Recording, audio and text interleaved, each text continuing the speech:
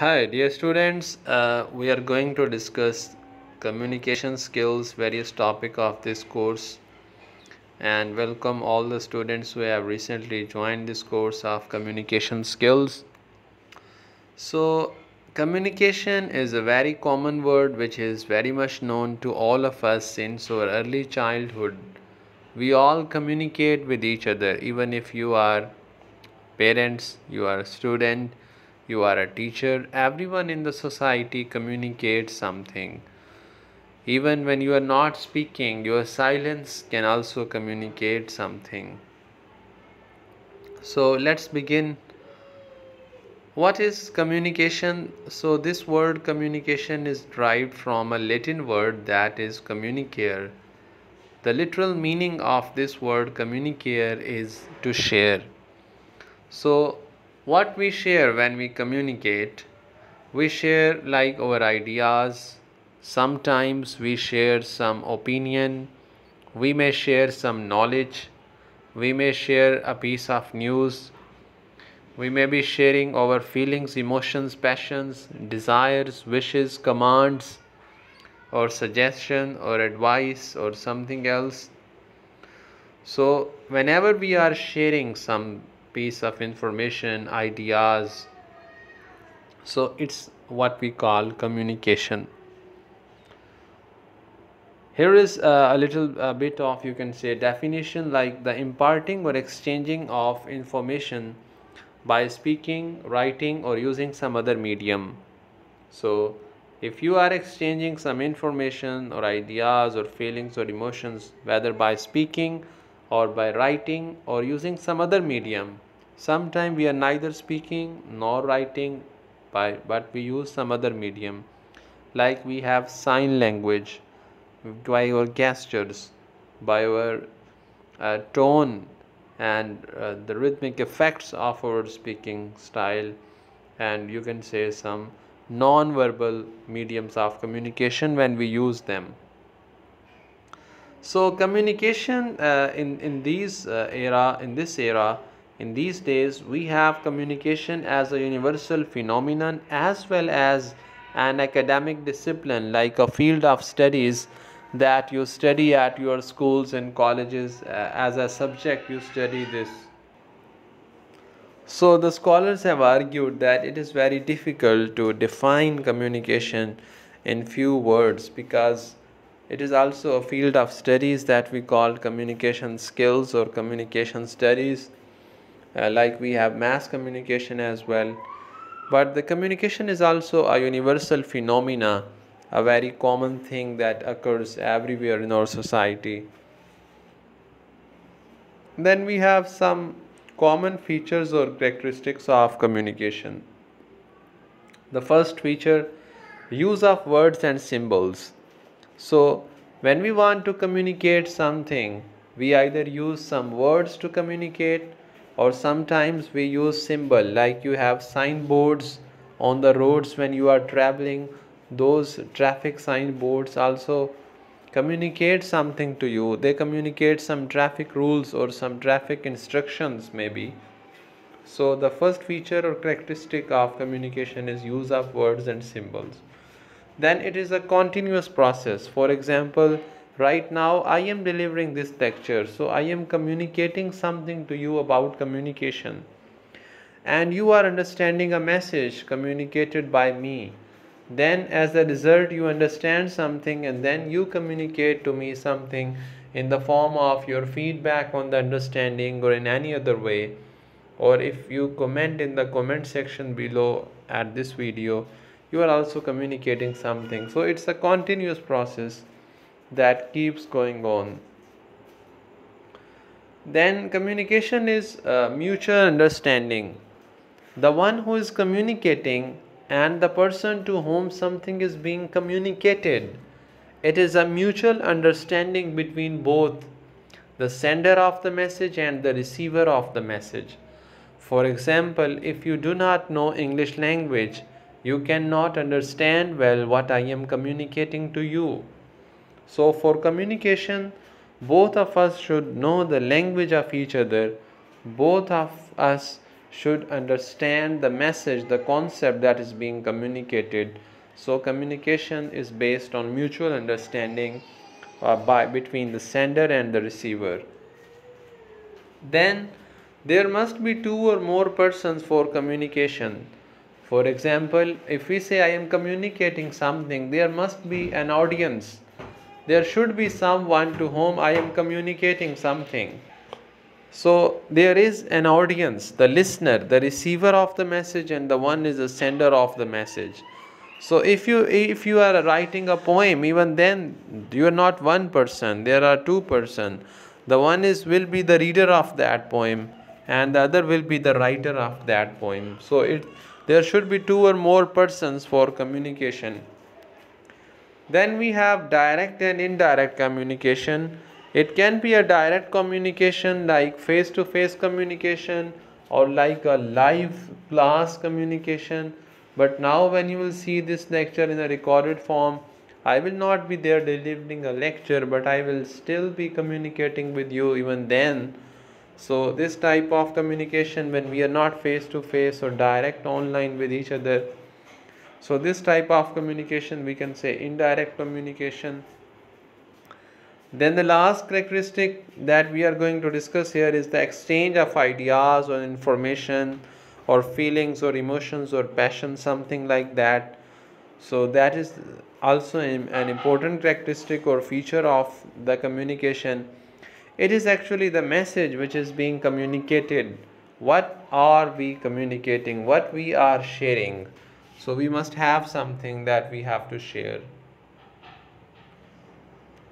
Then we have types of communication. Basically, there are two criteria for which we divide communication into types. The first one is based on medium. Medium is the channel that we use for communication, like whether we are using a language or not, whether we are using written words or we are using sounds to communicate orally. So based on the medium, that which tool we are using for communication, based on this aspect of communication, we have two types, verbal and non-verbal. In verbal communication, we use human language. We use language to communicate. We use linguistics feature to communicate. It can be in written form as well as in oral. So in verbal communication we have two types, written and oral. Oral mean when we are communicating by speaking, and written mean when we are communicating by writing. So in both of these types, oral and written, we use linguistic features for communication. We use language for communication. But when we do not use language, maybe our smile is communicating something, maybe our gestures are communicating something, maybe the movement of our eyes is communicating something, maybe there is a sign language or many other forms like braille, that is for the blind people. So there are different types of non-verbal communication as well.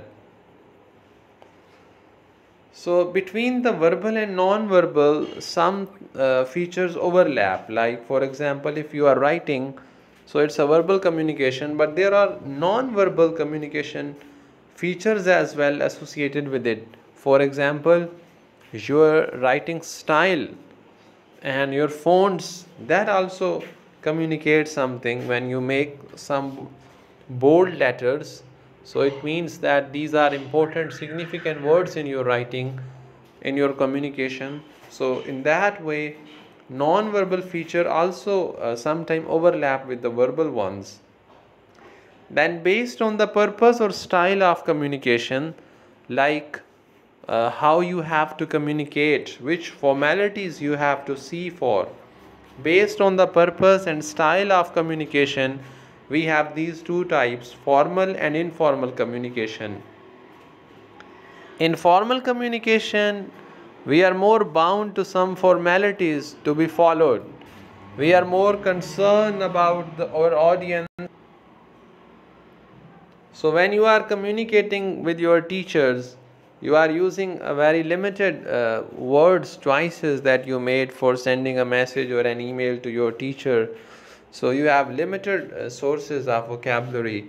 You have to follow some predetermined or predefined rules of formalities, and you have to be limited in your choice of words. But in informal communication, you are a bit casual. You use language, the rules are not predetermined or not predefined. You can talk in any way. Frankness occurs in informal communication, and also you are less bound to formalities and the things to be followed. You can be talk freely. You have no boundaries to talk, although there are some moral boundaries do exist. But formal, informal, you have to be more vigilant and concerned about the formalities, and you have to follow some typical rules, like when you are speaking to your head of department, when you are talking to your boss, when you are working in a company, and you have to work with your colleagues and institution members. But when you are among your friends, you communicate informally. So when you come in a classroom and the teacher is teaching, so teacher also communicates in a bit formal way in the class. It's very rare that teacher becomes casual and talks freely. There are certain limitations and boundaries to be followed in the formal communication.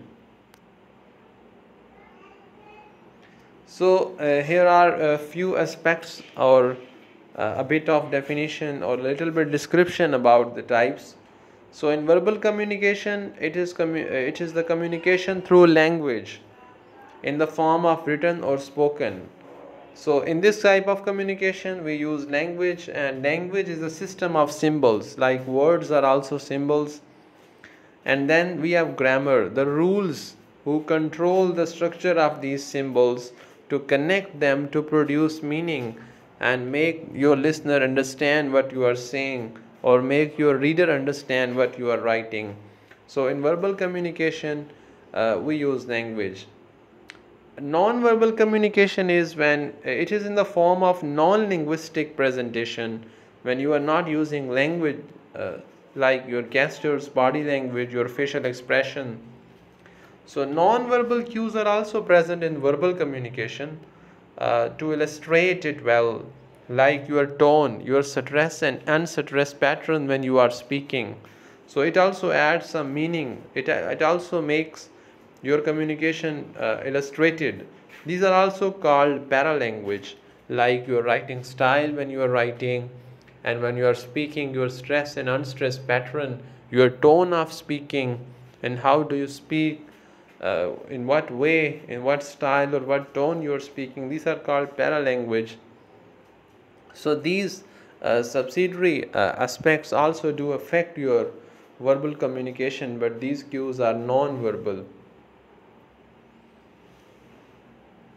Then we have this very interesting process of communication. This is something really to be enjoyed and understood well, that we call process of communication.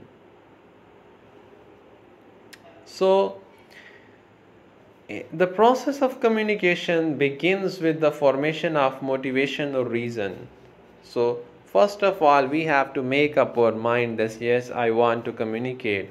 This is the inner intention of oneself that he wants to communicate. So this is the formation of motivation or reason.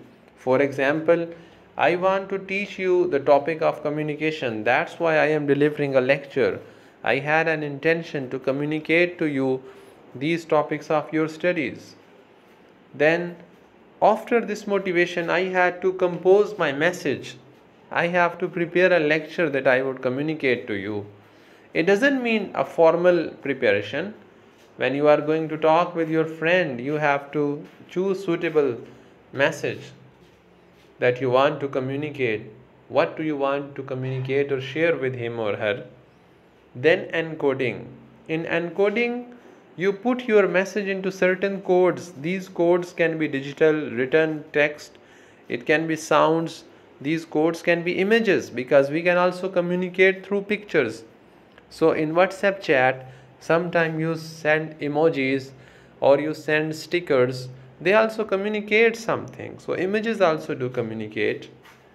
These are the codes in which we encode, we pack our message into forms of these beautiful codes. The next step in this process is transmission. What is transmitted? In this step, the encoded message, which was encoded in the form of codes, our message, our information that we wanted to share, that we had encoded in words or in written or spoken form, transmission. For example, you record your voice message, then you send it through the WhatsApp. So when you send it through the WhatsApp, through the signals, it's a transmission of encoded message through a sequence of signals using a specific channel. Like if you are using a live call, if you are talking face to face with some person and the sound waves reaches the ear of the other person and he listens to that. When your message is transmitted to the listener or receiver of the communication, he receives it. The next step is reception of your encoded message. When he receives, for example, I have sent you a written message, these slides, you can see these slides on your screen, and now you have received this form of communication. After reception, you decode that whatever is written here on your screen, what does it mean? So in these words, what meanings lie? So this is the decoding. You have to bring the message come out of the boxes of these codes. After decoding, you interpret the message in your own way. What do you understand by these codes? Now you are listening to me. What are you understanding from my words? What do you understand from my words? That is your decoding. And then interpretation. So whatever the meanings that my words carry, what do I actually mean? You interpret the message of someone to make it fully understood. So the receiver of the message or communication, he interprets the message of the sender in his own way. He judges it according to his own frame of thoughts and according to his own prior knowledge and understanding. So that's why when we call there was a misunderstanding between two persons, it means that the receiver of the message could not well interpret the message of the sender after decoding. So here is a beautiful description of the process of communication. The sender first gives a message. This message is encoded in the form of some codes. He packs his message into codes. He gives the shape of some codes, some symbols, some language words, some sounds, or maybe some images through pictures or sign language. Then the receiver finds these codes, then he decodes to understand. After understanding, he replies back to the sender. He creates a feedback on the message which was communicated to him by the sender. So this is the whole summary of the process of communication. The next important topic in communication is barriers of communication. So barriers are the hurdles, the things which become a hurdle between communication between different people. For example, you cannot understand the concepts well in this lecture if you are not good at English. So this is a language barrier between you and me. So there can be multiple barriers which put a hurdle to understand well the message that is being communicated. There can be cultural barriers. For example, a person living in Asia and a person living in Western countries would have different approaches about personal space. So if you chat informally with people in Asian countries like India, Pakistan, you will be talking frankly on Facebook or social media. But if you send a message to a person living in Europe or Western countries, they will find it abusive to talk informally with a stranger. Because in Western culture, there is a concept of personal space that you cannot cross the boundaries. people are very limited to themselves, and they are very much time oriented culture, and they are busy. So there is a personal concept of personal space. But if you send a message and they feel it abusive, but in your culture it's okay. So there are cultural barriers. The people belonging to a certain culture would understand and interpret the message being communicated to them according to their own culture. So cultural differences can also be an important fact that there is a lack of communication. Then language barriers is also a barrier of communication. Then we have knowledge level. For example, if there is a beggar or there is a street layman and there is a PhD person, normally they have different understanding of life. Sometimes they cannot communicate with each other properly because of the difference of their knowledge of life. So at the difference of knowledge level is also a barrier of communication. Then we have age barrier. So a teenager will not be comfortable at many times, and often it happens, to communicate with a person at his 80s or 60s. So this is also a lack of communication between children and their parents, between students and teachers, because of the age barrier. Information overloaded. Sometimes we make our message full of many unnecessary details. Like in messages, we add too many messages with so much information. The other person will feel annoyed, he will feel exhausted. He might not be interested to read your message properly and understand it. The lack of trust is also a barrier of communication, because lack of trust results into the misunderstanding, and the other person feels insecure, and there is always they feel a conspiracy, and they feel hatred and malice in their hearts for the other people. So the lack of trust also creates miscommunication or misunderstanding of the communicated message. Wrong communication channels. Yes, this is also a barrier of communication. If you are supposed to communicate with your teacher through the email and you send them personal messages on WhatsApp, they might not take your message seriously. So wrong communication channel, the medium that you are using, is also a barrier in communication. There are also socio-religious barriers.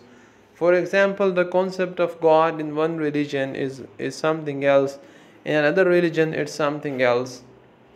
So they might understand the meaning in a different way according to their own religious and social beliefs.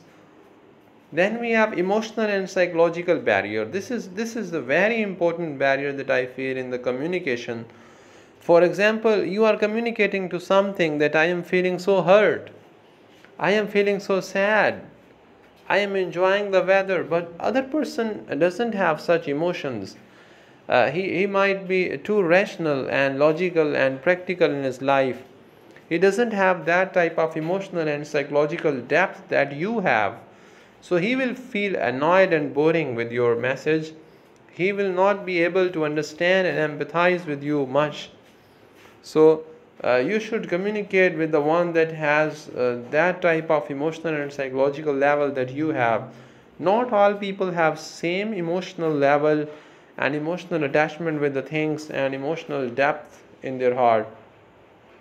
Misperception, that is also a barrier in communication.